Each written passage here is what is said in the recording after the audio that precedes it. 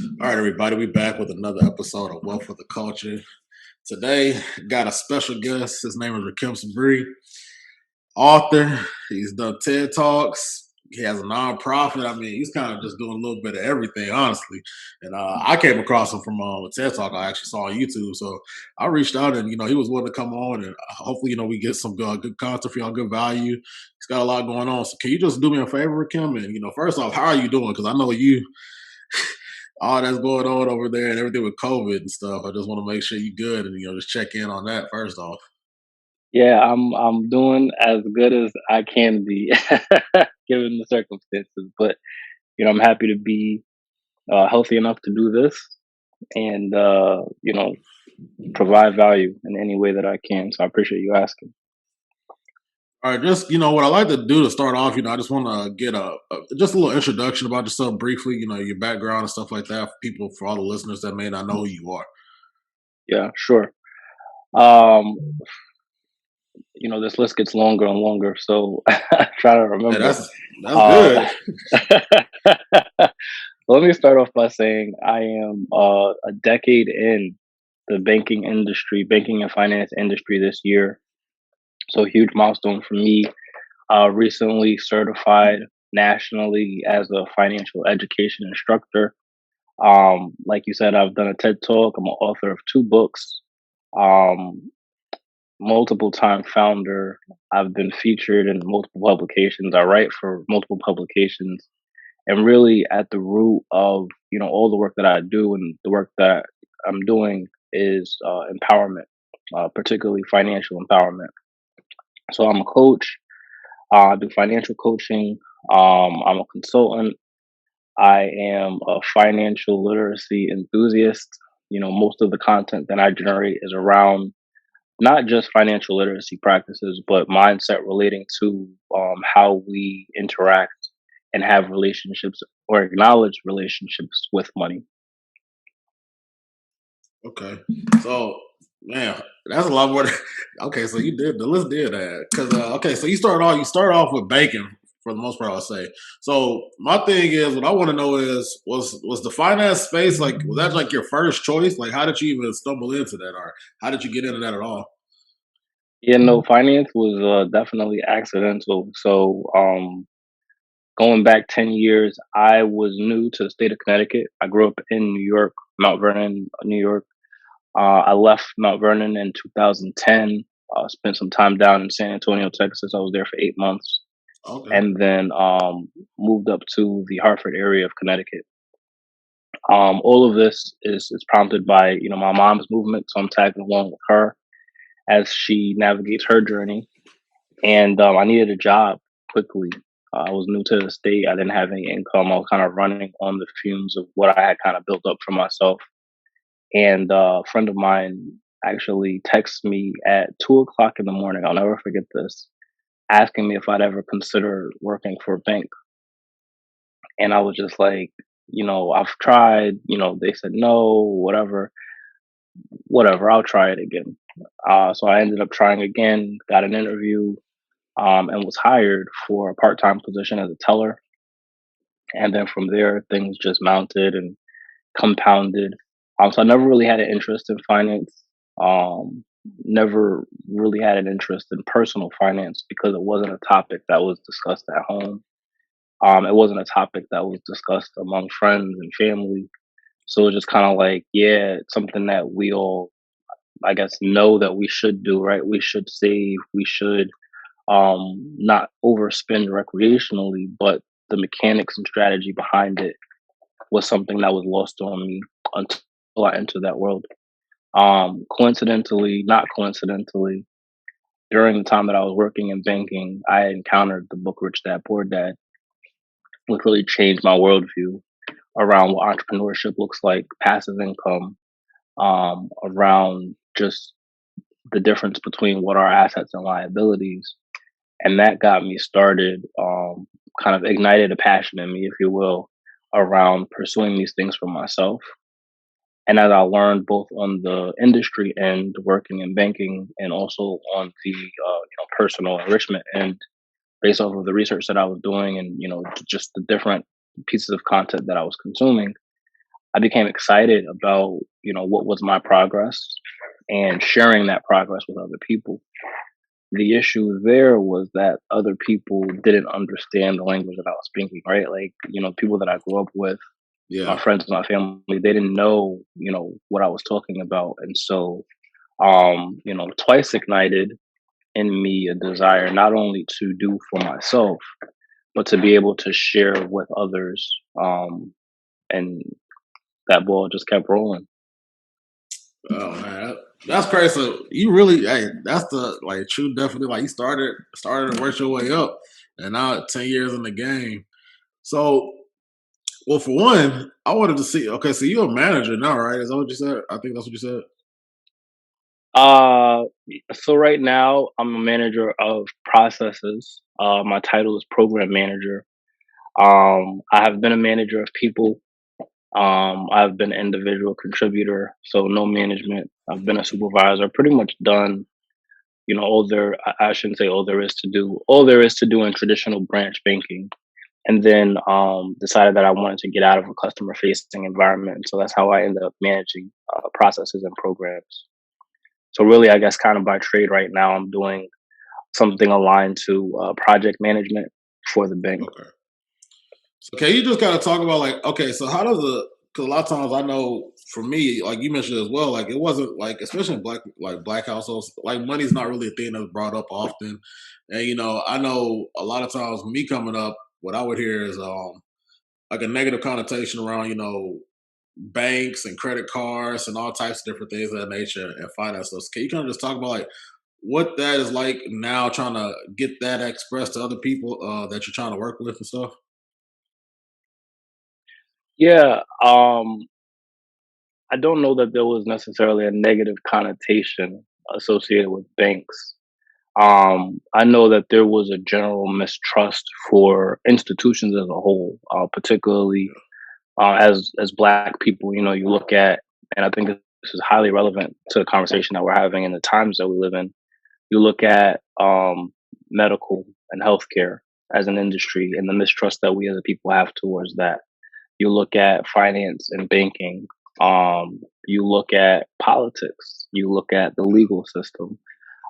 Really, you look at education.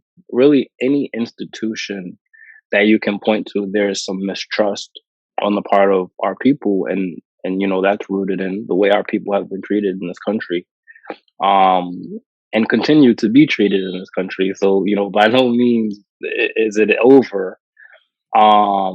And I understand that. I understand that reluctance. I understand the fear. I understand the mistrust. And having been on the other side of the line, if you will, working in banking and, trying to sell credit cards and open checking accounts and, helping people to understand the tools that are at their disposal was something that I had to learn.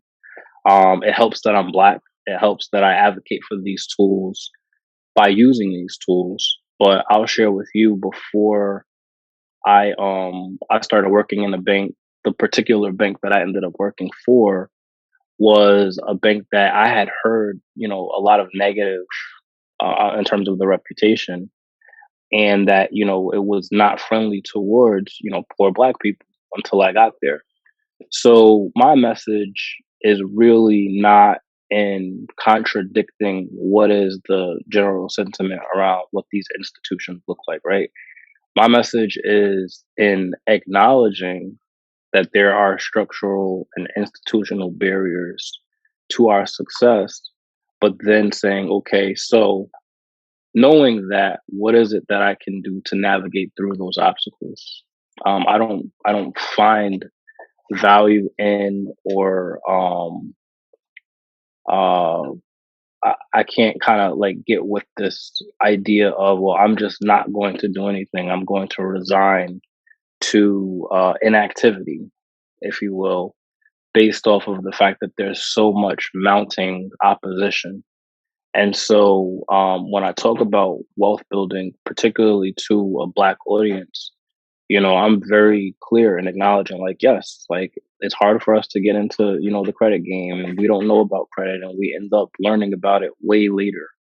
yes, it's hard for us to invest because, we are getting paid much less than white counterparts for, and being qualified from an educational perspective or what have you, experience perspective. Our network doesn't allow for us to elevate as rapidly in those spaces. The corporate environment is a toxic environment. I've made several posts on it as of late, and so it's hard. There's no way around it. It's just it's the opposition that we know, and it's up to you to make a choice to either create your own way or to navigate through that. And what I've found effective is creating my own way by navigating through that or around that. Okay, I'm glad you kind of broke that down. Now, this is my question because I'm glad I've never got to speak to anybody that actually works at the banks. How do the like? I kind of hear things about how the banks make money, but can you kind of break it down a little bit deeper about how they make their money, especially right now? Because I know the interest rates are low. So is that like something we should be worried about? I mean, given the state of the economy right now. So banks make their money primarily off of interest, um, fees, and so interest based off of what their loans are paying. So if you have a loan with the bank or you have a credit card with the bank and you're paying interest, that's a revenue stream for them. Fees that they charge. So a lot of people's hang up with banks is the overdraft fees and the service fees Yeah, and those kind of things. That's a big revenue driver for banks. And then they make money by doing what we're all trying to do, right? They take the money that they get and they invest it. They invest it. They have a specific department actually that is responsible for investing it on a day-to-day basis, whether that be in foreign currency or the stock market. So you see this like massive surgence in people who are in the forex market or people who are investing in the stock market, and it's true, the banks are doing the same exact thing with your money, just on a large institutional scale. all right. So do you have any kind of investments going on personally? Like, are you investing in anything? Oh yeah, I'm invested in a lot of things. I'm definitely invested in the stock market. I'm probably not probably definitely top heavy in stock market investing. I have a little bit of money in cryptos. I'm invested in precious metals, so I own physical silver. I own real estate. Um, what else is there? In terms of like traditional investments, I think that just kind of that's the gambit. Non-traditional investment, where I get regular, I guess, recurring income comes from royalties from my books. Um, and then I'm in the process right now, actually, of creating a course and launching. Rather, the course was created, launching a course actually next Monday. So by the time this airs, the course will be launched, and that's just going to be another revenue stream. So I'm really big on this idea of investing. I consider it to be a hobby for sure. But if I could go back to the beginning of my journey and make some decisions differently, I would definitely focus on finding ways to generate cash flow. Investing is cool because of the appreciation over time, but cash flow is cooler because you're making money right now. And because I am a habitual investor, it's very easy for me to take the cash flow and put it into an investment on a reoccurring basis. So, like a good example of that would be if I get a royalty check from books that I've sold, I can take that royalty check and instead of spending it, put it into the stock market or put it into cryptocurrency, whatever it is that I choose to invest in, so that I can realize a longer return, a longer gain return in the future. Oh, oh, damn! I didn't realize you was you. You and everything, I applaud you for that because right now I'm slowly getting into the whole investing thing, and I'm learning that the cash flow realm is a little bit better avenue to take because that'll kind of catapult your stuff with all the compounding of that. You mentioned that I know we know you have a book and all that. Like, so are you self published or how did you go about the whole book process? Can you kind of speak on your book? 'Cause I know you have the financially responsible, and I plan on picking that up. So I just want to for everybody out there listening. Yeah, so both books were self-published. I just I've done research. um, on the various ways to publish. There's self-publishing, there's traditional publishing with a publishing house, and then there's this hybridized publishing, which is newer and I don't know as much about. But for me, what was very attractive about the self-publishing route was the creative control and the financial control, right? So like all the royalties are mine outside of, what cut Amazon gets for printing my book.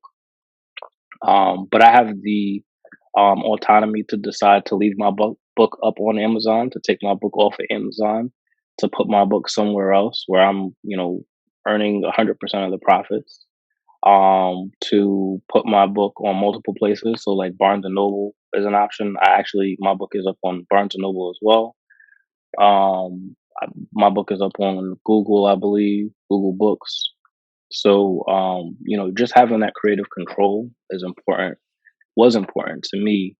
I didn't have to really beg for anybody's permission or approval around the content that I was generating, or have anybody come back to me and say, oh, no, this content is too harsh, or this content is leaning in one direction and should lead in the other direction. Um, you know, True freedom and control, right? Down to the way that I use colors and the images that I use, and the fact that my face is on every book that I've published so far. So I like that, and I think that just the barrier to entry is so low. Anybody can literally write an essay on Word and put it into PDF format and upload it onto Amazon's platform. So obviously you don't want to put out bad quality, but there's bad quality out there, and so I think everybody should write a book. Certainly, everybody has a story to tell, and again, it's an income stream, especially if you're delivering value. I find that most people who read my book is receiving value. So it's a win-win for me because I'm a published author. That's credibility. I can go into, different arenas and say that my book was a bestseller. So I can say, I'm a best-selling author. And I speak about a topic that, I know about, that I've, lived and breathed and experienced for the last 10 years, in a non-conventional way. So it gives a new perspective to money management, what the relationship with money looks like.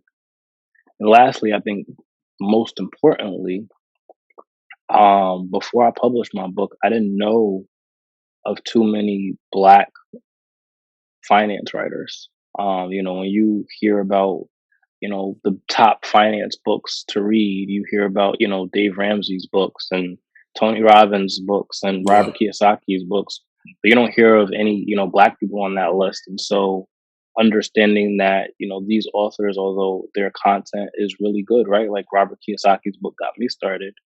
Um, we're not the audience that they're writing for. And so when I wrote my book, I was very intentional about writing for a Black audience. And although anybody who reads my book can benefit from what I talk about, it's very clear in the language there who I'm talking to. I'm kind of glad you hit on that because that is something that's like, yeah, I'm the same way. I started off with Rich Dad Poor Dad, and the thing is, what we don't often see is that's why I started this whole platform. We don't see people that look like us that speak on certain subjects as far as like wealth building things of that nature.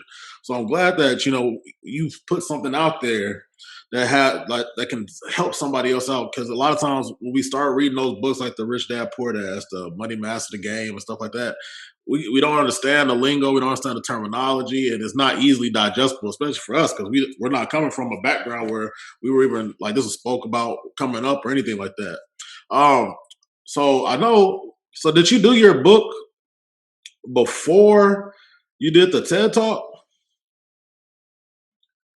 Good question. I actually did them simultaneously. So I knew that I was delivering a TED Talk in December.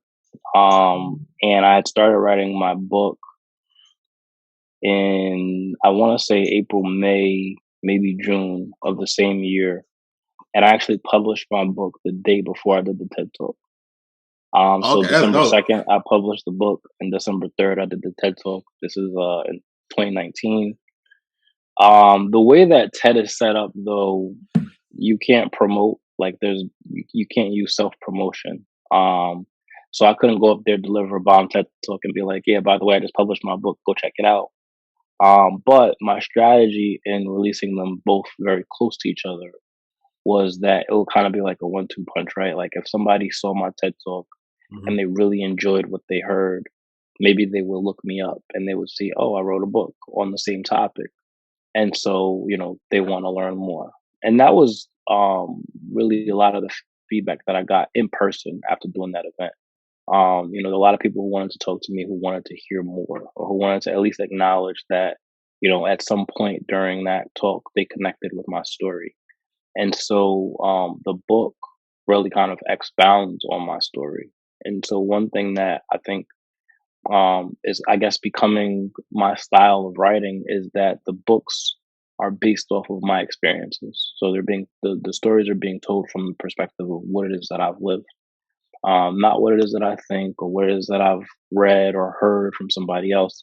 Certainly there's an element of research done to really kind of round out some of the positions that I take.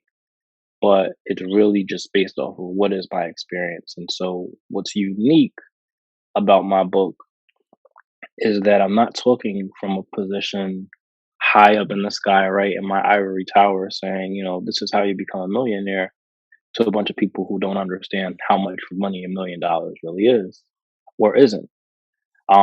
This is me talking from the perspective of somebody who started at zero, really started at negative, negative Yeah. numbers, and then, took some of these strategies, ran with them, saw some success here, saw some failure there, and then really articulates what happened in those different instances in time. Okay. And do you think, because a lot of times, we see a lot of public figures and stuff, and I feel like what a book also does is like, that was perfect timing because what I feel like the book will do is it gives a lot more legitimacy to a person. Like when they go up there and say, or you don't have to, you can't promote yourself at the TED Talk, but it's just the fact that if I go Google you right after that and I'm just trying to learn more about you, and I see a book pop up, to me, that just gives you a whole different level of legitimacy over to somebody else. Oh, definitely. So I actually have a Google panel. Like, you type my name into Google, you'll see like a knowledge panel there. Rahkim Sabree, writer. Both my books are available. My social media is my website. And what allowed for me to, make that panel more robust was the fact that I had a book already published. So, I was thinking about this the other day. Somebody asked me, what is the most influential or impactful book out there that I've read? I would have to say, my first book, really, but both my first and my second book, because of the way that it's opened doors for me and create an avenue around, like you said, I guess I would be considered a public figure now. I, ain't no, you guess. You a public figure. You bestseller author. You got the TED Talks. You write for other entities and stuff. Like, yeah, I don't even know, man. That's crazy. Because I only met one other person that does kind of as much as you do. Because you got a lot going on. So it's always good to see like just how you taking advantage of being able to do multiple things. And it's not. And one thing I think is big is the fact that you just execute it. Because a lot of times we'll want to do all these things, and I had to learn that like you want to do something, but it's like you may not know how, and so that holds you up off of just taking that first step and going and actually getting it done. So I just want to shout you out because I mean that's big, and so like you said, like don't sell that short. Like there ain't no guess. Like you are a figure out here. I mean, at the end of the day, you giving knowledge that's needed and necessary for the culture, man. So I just want to let that be known. Yeah, no, I appreciate that. Um, Here's my thing. So we start talking about the black community because you work, you see like all types of realms of personal finance. I would say you're an expert. Um, what's your whole take on like group economics? So do you think that's something that we're lacking on for like group economics and things of that nature? So, group economics is a favorite topic of mine. Um, do I think that we're lacking? Do I think we could do a better job at it? Absolutely. Do I think that we're lacking on it? I think it's misdirected. So there is this narrative, right, that's painted that says that we we don't have the resources, right? And it's true to an extent. We don't have equivalent resources, and I think an element of resource that is missing is education. Um, So, but we command wealth. We command wealth in the things that we allocate our funding towards. And, a lot of us are looking for validation in who we are by associating with name brands and, large labels. And so, many of us will go broke trying to show how not broke we are. That's an element that I think of group economics that we are missing out on.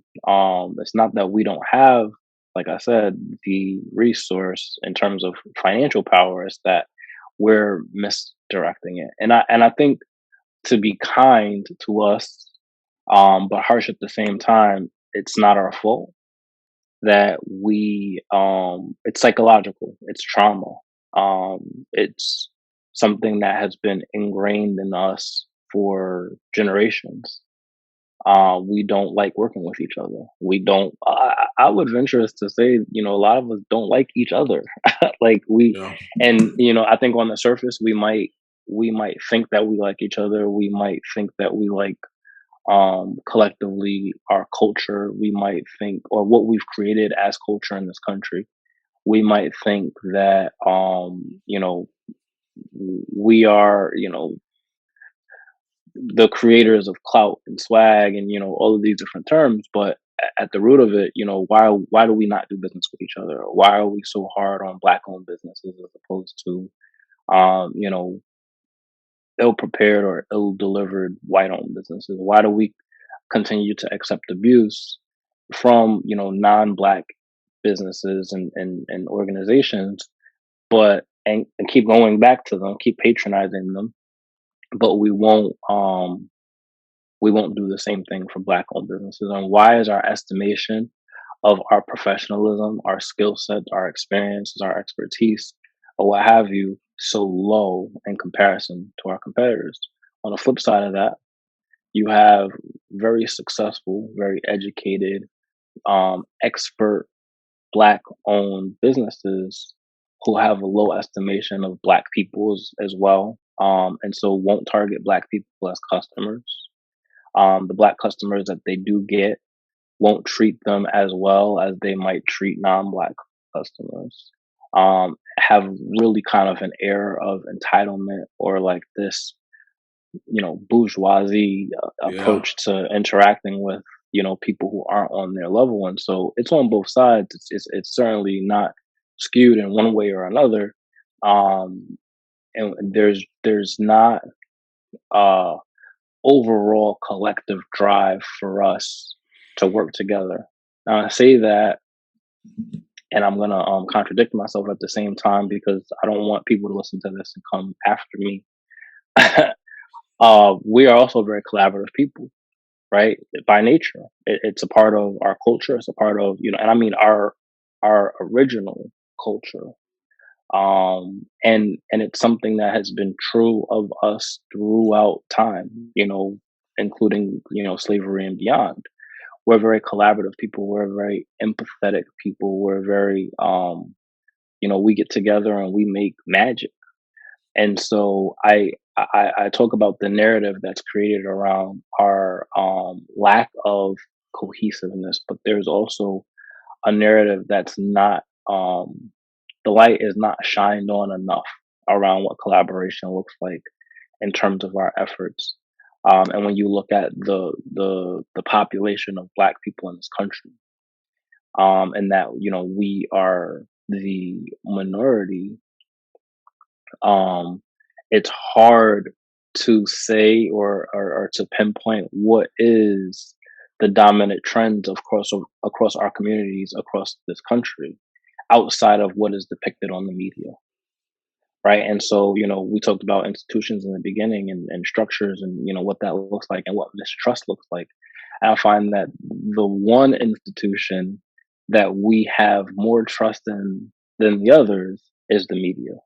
And so, how the media depicts us, how the media tells or creates or reinforces narratives around dysfunction and drama. And, you look at the reality TV shows, and you Yeah. look at the fights, and you look at, the music videos and all those things. um, there is an active agenda to paint us in a certain light that we then see watching TV, growing up on, BET, MTV, Yep. VH1, all of the other offshoots of that. And we say, oh, that's how black people are. That's how black people act. That's how I have to act. And so we learn to not like ourselves, and we learn to not like each other, and we learn to not want to collaborate with one another based off of what's being fed to us, which is, the antithesis to who we actually are. And so I know I've given you a mouthful in answering that question, and probably not the direction that you thought I was going to go in. But as far as group economics is concerned, I'm very aware that it is happening in different parts of this country, in different parts of the world, in different parts of our community.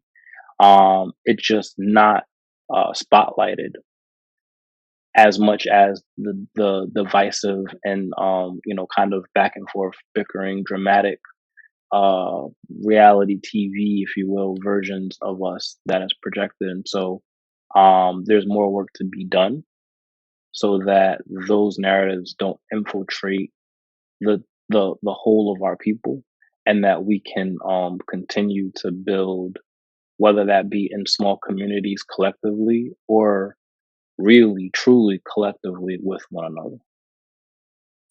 Hey, that's a mic drop right there. God, I didn't expect you to go because I never had nobody break it down on both sides of it like that. That's why it's like I really don't have much to say. Like I can't even golly, because I never thought about it. Like you kind of broke it down on. We always talk about just one aspect of it. We never really look at the whole bigger picture. And then you broke it down with the media, and like now I think about it, like that is a big thing that we don't even. It's just we're conditioned at this point where we don't really think about it that way. So no, that is definitely a big thing for golly. I ain't even got no words for it. That was golly. No, that was a bar right there. God, that was a gym within a gym within a gym. Yeah. Oh, dang. Oh, bad. I'm trying to take that one in. I didn't Golly. mean to derail you. No, I But mean I that. think it's important, and in these instances, especially when I have a platform, I think it's irresponsible of me to not, especially when I receive a prompt in the way that you provided, to not dive as deep as I can, on those topics, because it's not topics that I initially think to talk about when I'm creating content. And you know, but I grew up in a very culturally aware environment, a very culturally refined. When I say culture, I mean African culture. There was an emphasis placed on community building. There was an emphasis placed on each one teach one. There was an emphasis placed on understanding what culture looks like and understanding the traumatic aspects of what our history looks like. And so, there's a saying, if you though I'm gonna butcher it, so I'm gonna roughly paraphrase it and saying, those who don't understand their history are doomed to repeat the past. And we're on this hamster wheel, right? We keep repeating these same cycles around, what behavior looks like, around what trends look like, around, how we spend our money or don't spend our money. And I do think that in today's age with social media, the internet, and just the access to information, that there's a general awakening on all topics across all spectrums of people, but particularly our people, around this desire to acquire wealth and getting rid of the negative stigmas, stereotypes, and beliefs around what it means to have money. And so, I talk about that in my book. The first chapter is money is not the root of all evil, because how many times have we heard money is the root of all evil, and of course we internalize that, and then have guilt associated with this desire to build wealth, but frustrated with the fact that we're living in poverty.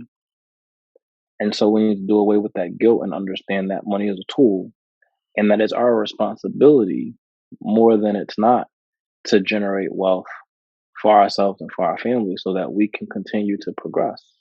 Because, there's a meme going on right now across, viral social media that talks about what the wealth gap looks like between white Yeah, families and I black was about to families. bring that up right now. I saw that it was like 17K for a black family, like 107, and I saw that. I saw that yesterday. And I was just like, man, that's crazy. Because I know that running topic of the widening the racial wealth gap is going crazy too in the space. So it's just, I mean, I don't. I guess the way you combat it, I would say, is more just education over everything, because that's the first part. Like, if we don't know, we can't teach nobody to come after us. That's kind of always been my thing. Like, you can't tell, like, I can't get mad at my parent. I can't get mad at my mom for not putting that into my brain. She wasn't taught that coming up, so she don't know. And if you don't know what you don't know, you can't even pay that forward. I agree with you there that, certainly most of us don't know what we don't know. But I won't give us all a pass in saying that education is the key to our salvation, because more than education, there's a lot of financially literate, financial, academically literate people out there, black people included. Like, we know how to open a bank account. We know how to take out a credit card. We know how to budget. We know how, we do it for other people. Accounting, I'm not the only black person who's ever worked in banking or accounting or, any kind of spectrum of finance. And so the issue is not necessarily just resting in education. The issue is resting in empowerment, feeling like we deserve it, that we're entitled to it. The issue is in execution. So you talked about that earlier, right? Like, it blows people's minds the amount of accomplishments that I've been able to stuff into a 2 to 3 year window, right?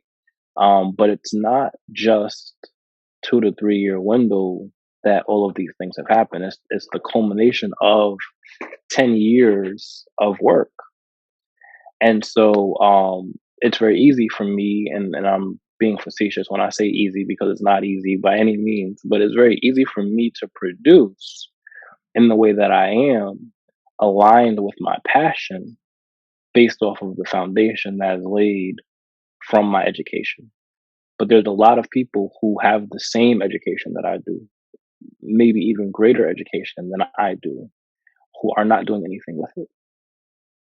And so, that this passion project of mine, right? Like, we'll call it life's calling to empower other people. That fuels me and says, you cannot just take what you know and rest on it.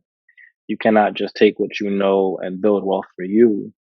You have to take what you know and share that with as many people as you possibly can. And so, how do you do that? You deliver a TED talk, you write a book, you start writing for publications, you get featured, you join, people's podcasts, and you talk about what it is that you know to everybody that will listen, because that will spark in somebody a desire to take action. Hey, I see why you're a writer. Sure, I never see why you're a writer. Gotta post me because hey, but I mean that. I'm glad you hit on. There's one thing you really hit on though. Like a lot of people, I think they just think it's real easy, and they'll see, like, okay, like you just mentioned, this is a 2 3 year span where all this just really came to fruition.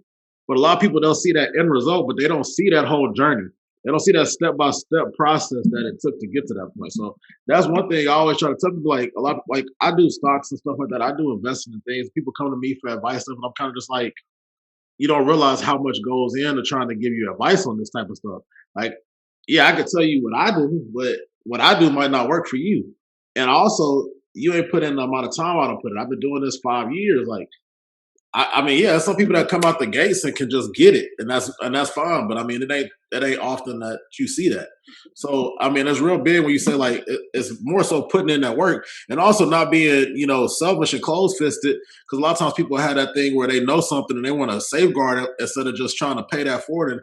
And to me, I'm real big on that. Like each one teach one, man. Like I understand why a lot of people do that. They just try to safeguard information like it's like sacred. So I'm like, no, get that information out, because then what's that gonna do is gonna be a catalyst effect, man, and it's a domino effect. Because then once one person is going, that one person could go impact 5 other people, and then it's just it compounds. So I'm glad you hit on all of that because oftentimes people just think, and I'm guilty of this, I was that way at one point. I'm just like, well, if I know this, like, you know, I know what I know. And I mean, at the end of the day, that's why I try to talk to certain people, especially people like you that are experts in this type of stuff that can speak on it more in detail.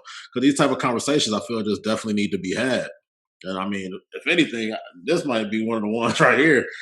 You done said a mouthful, and you done like for sure. It's just certain things you dropping that people need to hear, and it's not even like the way you say it. It ain't because that's a thing that I have a problem with, and that's what I like about how you deliver stuff. Like I have sometimes most of the time I'm a bit harsh in how I deliver things. I don't put it in the best way. It's a lot of times people come to that conclusion. Like it's not what you say, it's how you say it, and that's what resonates with people. And the way you say things, you know, it'll just resonate with a person. It'll make it click. And I mean, that's all it takes. It just take that little bit of a click to spark them on a whole journey to doing what they need to do. So I mean, I just want to. I ain't gonna say this enough, but man, I just want to applaud you for that because it's tough. Like I'm still trying to learn to figure out how to deliver these messages to people in a way that they'll really hear it, and that they just going in one ear and out the other. Right. But I want to pivot because you got a nonprofit. Like you do a lot, man. Like can you talk like what is can you talk on like the whole I know you got a nonprofit, can you talk about that and what your nonprofit does and everything? Yeah. So the nonprofit is called An Extended Hand Inc. I will I will attribute a lot of the success in the nonprofit to my co-founder. It really was his idea. And creating a nonprofit. I didn't know anything about nonprofits before that. I was all about for profit. I'm a hardcore capitalist. But then I realized the benefit of having a nonprofit, and he is definitely like my complement. Where I'm strong, he's not so strong. Where he's strong, I'm not so strong. And so I think fundamentally the lesson, if I could share one, and being able to accomplish that, launch that, be successful in that is teamwork. So we talked about group economics. Well, we need to have collaborative effort in the Yeah. work that we do, and that we don't have to do everything by ourselves. And so having that resource, having that support has been huge. But the purpose of the nonprofit is to address homelessness. Um, I grew up in New York, where homelessness is a huge problem. Homelessness is a huge problem everywhere. But I became desensitized to what that looked like because when we're growing up, we're like, oh, that there's a bum standing on the corner asking for money, right? And the term bum to me now sounds so harsh and derogatory, but growing up, it was just that's what they referred Yeah. to as. And then you know, man, my mind is racing right now. So there's so many negative connotations associated with homelessness and individuals who are impacted by homelessness that says that this individual is a degenerate, this individual is a druggie, this individual is a drunk, this individual is just trying to get over on you so that they can run to a liquor store, buy alcohol, or shoot up and get high, right? And so your internalized um, message or behavior, if you will, is that I'm not going to give them money. I'm struggling myself. They're just going to go and waste my money, Yeah. right? And so I had to become desensitized to all of that kind of thinking, and realizing, especially being in the financial space, that most people, and I think it comes out in the wash with COVID, most people are one or two paychecks away from being homeless, right? Even if you are a high income earner, right, you can have the six-figure salary, but if your liabilities are taking up all of Yeah. that money, and you have to worry about paying your mortgage and your car note and your credit cards and whatever other obligations that you have, and you don't get paid your big check one or two times, well, what position does that put you in? And so understanding the spectrum of homelessness does not only impact those people who are as a symptom of homelessness, or rather as a result of homelessness, trying to cope by using drugs, using alcohol, or whatever else it is that they're trying to cope with. Um, but that is a larger problem, right? It's a problem around what wage inequality looks like or equity looks like. It's a problem around what access to healthcare looks like, right? Because we have a lot of people who are homeless because they can't afford to pay the bills associated with medical conditions, or maybe they have mental conditions that they could not have the resources to address properly. You have children who are homeless who literally go to school so that they can eat breakfast and lunch, and so that they can have a place to stay for 8 hours out of the day, a safe place to stay for 8 hours out of the day, or however long the school day is. And now you see with COVID, a lot of children can't go to school. They have to stay in toxic, abusive environments where maybe they're impacted by homelessness or near homelessness. So a homeless child is defined as somebody that does not have a primary residence of their own. If this child is living with their aunt, uncle, grandma, cousin, bouncing around, couch surfing between friends, they're considered homeless, even though they have a place, of shelter over their head. And so I think you'd be surprised, most people would be surprised at the number or the percentage of student populations, especially in inner city schools, that are considered homeless. But they're showing up to school every day. They have the iPhone, they have, the freshest shoes and clothes on, but they don't have stable home environment. Um, you There's the population of people who are in foster care and other organizations that are transitioning into adulthood, and so now they don't have the resources associated with that institution, and they don't have the financial education or the information on how to just care for themselves, so they go out into the world and they're confused. You have the population of people who are coming out of jail, who've been in jail for long periods of time, that don't have resources, that don't understand how to function in the quote unquote real world.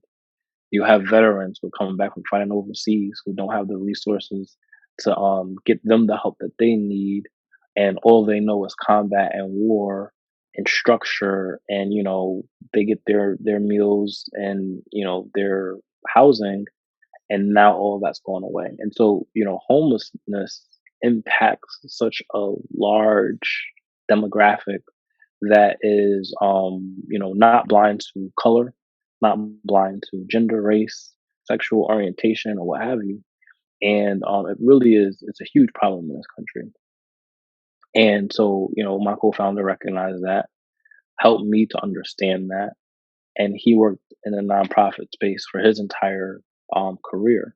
And so we took my knowledge from the corporate environment, my knowledge in for profit, my knowledge in operations and finance and financial education. And we took his knowledge in human services, and health services, and advocacy and case management, and we combined it to create the organization. And what my largest contribution to the organization is the financial education piece. So I'm anchored in, again, that empowerment, looking at financial education as a preventative means to homelessness by helping people understand, first of all, like what is the role of money and what their relationship with money should look like. But secondly, directly impacting those who are homeless by giving them best practices, tools, what have you. So we realized in 2020, working with an SBA consultant, that we just bit off way more than we can chew, right? Like I just, gave you a mouthful and what that looks like, and there's only two of us. And so we've been advised to niche down. And so now our audience is the audience that I refer to, individuals who are either at risk of or impacted by homelessness, transitioning out of school age, high school age, into adulthood. So, that range would probably be somewhere between 15 and maybe 21.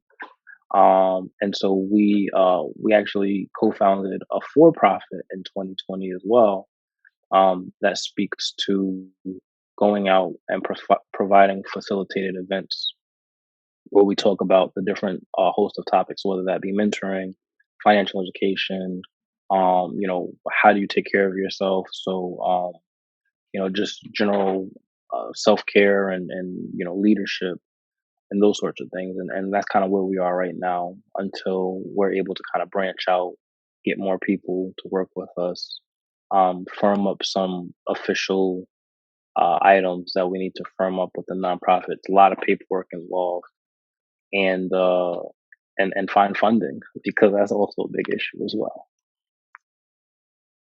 Yeah, I mean, you just changed my whole perspective. Like, I never really thought about homelessness and that whole and that dynamic. I mean, you hear about it, and like I said, we all. I'm guilty of like I've gotten desensitized to it because it's just something that you just always see growing up, and it's just kind of like you just learn to just tune it and block it out. So I mean, that's huge. I have a question though. You were saying the whole structure of nonprofits, like, what is that like? How does that? Because I've never spoke with anybody on the topic of nonprofits. So how do you even get one set up, and how does that even work? So in the beginning stages, very similar to setting up, like a LLC. Um, Not so much LLC, but um, you basically go to the state website, you file, paperwork for a corporation. Um, and then once you start going through the different prompts, you can select a nonprofit corporation. Um, in terms of paperwork, in order to have your nonprofit recognized as a tax exempt organization, you have to fill out this huge form. I forget what the actual number of the form is, but basically, once you're completing that form, you get tax exempt recognition through I think it's Penal Code 501(c)(3), which basically makes your organization tax exempt. And so when you go out and you buy things, you don't have to pay taxes on those items. You have to have a board of directors. You have to have an not an operating agreement. What is it? It's escaping me right now, but basically a document that directs what the activities of the nonprofit are going to cover, who's responsible, what are the different positions that you are using. And I think that the requirements might vary by state. In the state of Connecticut, which I reside, you need to have at least three people on your initial board of directors and holding those positions to move forward. And then the 501(c)(3) document that I referred to requires that specific language is included in your articles of incorporation. Okay. So So it's a y'all lot of paperwork. It's easier probably to have a professional prepare them, but it's also a lot more expensive. Cheaper, less expensive to do it all yourself, but very tedious work. And if you mess up, they send it back to you. You have to do it all over again. okay. So a lot of attention to detail, a lot of organizing, a lot of just time management and strategic planning involved in the deployment and execution on getting that organization recognized as a tax exempt organization. So y'all don't pay taxes on anything y'all purchase, like any expenses, or So we are not 501(c)(3) yet because okay, we haven't gone through the tedium of that process in its entirety. Um, the nonprofit is still young. I think we are maybe 2 or 3 years old now. COVID really kind of knocked. Like we had no activity last year in 2020.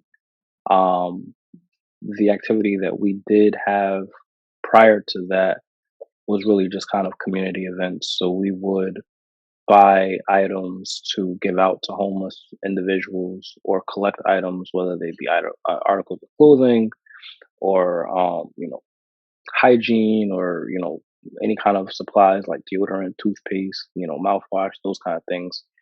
And really just kind of rallying people in the community to come out, help out, donate, and then provide that to those individuals impacted. okay. No, I appreciate you hitting on that because I guess that does make sense. Like, because I always think like, is it worth it doing a nonprofit? But I guess I think like you got churches that are nonprofits. I think like the sports organizations are nonprofits too. I believe. They absolutely So are, and that was yeah, the eye opening for me in thinking that there's no money in nonprofits. yeah, The NFL is a nonprofit. You know what I'm saying? So the Red Cross is a nonprofit. Like a lot of these organizations are receiving massive amounts of funding to perform the functions that they need to perform. And really, what differentiates the nonprofit corporation from for profits is that you have to spend the money. Basically you can't have profit. But once you start to kind of understand how the mechanism of that thing works, right? Then you start learning what to spend money on. And so you need to pay your employees, you need to pay for supplies, you need to if you have office space, pay for, office space. And so um, as we have ventured into the grant writing process and have ventured into creating a business plan, ventured into what funding opportunities look like, we have to account for all of the things that we're paying for out of pocket and all of the things that we are anticipating paying for out of pocket based off of the activity that we're looking to provide. And that will determine how big of a check somebody writes for you if you can justify in your pitch to them why that money is needed and where that money is going. I'm glad you hit on that because I honestly I always wonder like where does like the money like where do you get money from, like where do they make their money at? But I get okay, that makes a lot of sense. 'Cause I don't think a lot of people take that into account because a lot of times I have friends like that talk about holding nonprofits and starting those up. So they're like, well, I don't know how we'll make any money off of this. How we'll get any kind of money coming in. So I'm glad you hit on that. But I'm not gonna hold you too much longer, man. I know you got things to do, but I do this last segment, just talk to the culture. Just gonna be 5 questions I'll run through, and you can just knock these out. We can go ahead and get you out of here. For the first question, I just like everybody kind of to throw a black standout that's on their timeline. It can be Instagram, Twitter, whatever. Just somebody in the black community that you see that stands out to you. Mm. Uh, the Black Wealth Renaissance group, although they probably don't need my shout out, they have a large following, have been really beneficial. I think not only to me and creating awareness around what it is that I do, but beneficial to the culture in terms of what it is they provide as it relates to different avenues with financial literacy and the ways that people can use and make money. Next one, I just whatever you want to suggest. I just always get a book recommendation for everybody. You said you want me to give a book recommendation? Yeah, I always get one. I always get a book recommendation from everybody that come on the show. Y'all can go ahead and y'all go um, tap into that financially responsible. That's his book. So yeah, that would have been my first choice. But I'll use another one. A lot of the a lot of what I alluded to, or not really alluded to, but spoke to around what that lack of self esteem in our community comes from, and how we choose to remedy that, comes from this book called Post Traumatic Slave Syndrome by Dr. Joy Degroy, Degruy. And it's a powerful book. She's a psychiatrist or a psychologist who has studied really the generational impact of slavery and Jim Crow on our people at present. And that it has drawn parallels between post traumatic stress disorder and the way that we respond as being qualified as post traumatic stress, and the way that we choose to engage or not engage with one another, and the way that we do or don't have self esteem, and the way that we either promote each other's businesses, everything that we talk about with group economics and the media and the mistrust and corporate and, the navigation of those things. She does a lot of work, actively does a lot of work to educate on that topic. And it's a book that I've quoted frequently in my own book. Um, so I would definitely recommend people check that out. It's an eye opener for sure. Okay, appreciate you, man. The next question: what failure taught you the most? What failure taught me the most? I would lie if I said I didn't fail. But I will say that I try very hard to position myself to win. I don't identify or recognize failure as failure. Because it's just learning. It's learning opportunities. So it's hard for me on the spot to pinpoint and uh a failure in particular that has taught me. Um I will say that just top of my head, I before I started in the world of banking wanted to be a psychiatrist. I wanted to be a doctor. Um I started school. I would consider that to be a failure. I never finished my bachelor's degree. And since then, I've kind of changed my views on you know, whether or not I want to finish my bachelor's degree. But that I think was a big failure for me. I was ill prepared for college. I was ill prepared for the college application process. And then once I got to college, I was ill prepared in terms of resources to really benefit from, um, what that looks like. Couldn't afford books, couldn't afford a computer, was living on campus. And, if I could do that all over again, I would absolutely go to a community college for my first 2 years for free and then transfer out into a 4 year university. And so I'm not a psychiatrist, but, a lot of the work that I do is around mindset and coaching and that kind of thing. So I feel like in some way I'm still aligned to what it is that I thought I wanted to do. Okay, okay.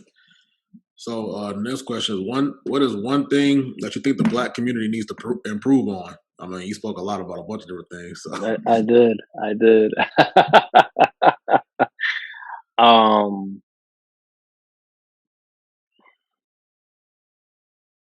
Yeah, I won't sit here and spend too much time trying to think of one thing. I think I covered that yeah. pretty in depth in the time that we've been together. And just last but not least, man, just one piece of advice you give somebody out there. Man, my favorite piece of advice is just to build relationships. So important. I am somebody who's very approachable. I think, me being here is a testament to that, right? People will reach out to me in DM all the time asking me to collaborate around podcasts. I'm always going to say yes. If, my timing aligns with it, I'm always rather putting myself in a position to give and share advice.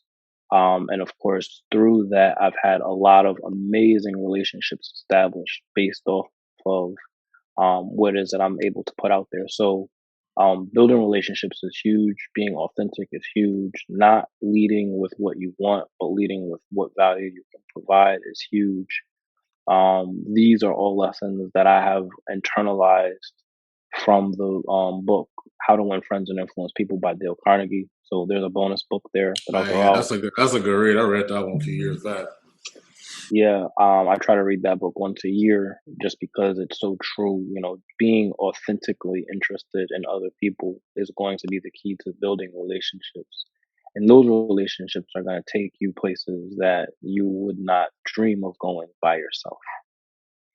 No, that's a testament. And that's why it's really why I like doing this show all together because I just get to meet so many different people and it's just inspiring. Like I don't normally, you don't necessarily get to talk. Like, I guess this platform gives me an opportunity to reach out people because that's something I struggled with for the longest. I would just be all to self. So I'm glad you mentioned that relationship because it's nice to hear people reiterate certain things because I learn a lot just talking to people. And like, while I do this for other people, I learn so much from people just doing this. So, I just appreciate you hitting on that because relationships probably bigger, honestly, than money, really. Definitely. No But question. but I'm definitely gonna keep in touch with my brother. We'll watch what you got going on. And I truly just want to thank you, man. I mean, we had to reschedule, but you good now, and I appreciate you for coming on. Appreciate you for giving out this just free game, man. People don't, people take that for granted, but just you being able to come do this for just off the strength. And just me being able to reach out to you actually responding to me. I appreciate it to the fullest, man. And can you just do me a favor though? Can you just plug everything? Like, I mean, you got a lot going on. So YouTube's, Instagrams, whatever platforms you got, can you just plug everything? Websites, all that. Yeah, everything is my name. So Rahkim Sabree, RAHKIM SABREE. My Instagrams, Twitter, Facebook, everything is at Rahkim Sabree, and my website is rahkimsabree.com. Okay, I appreciate you, man. But once again, I want to thank you, man. That's another one in the books. Yes, sir.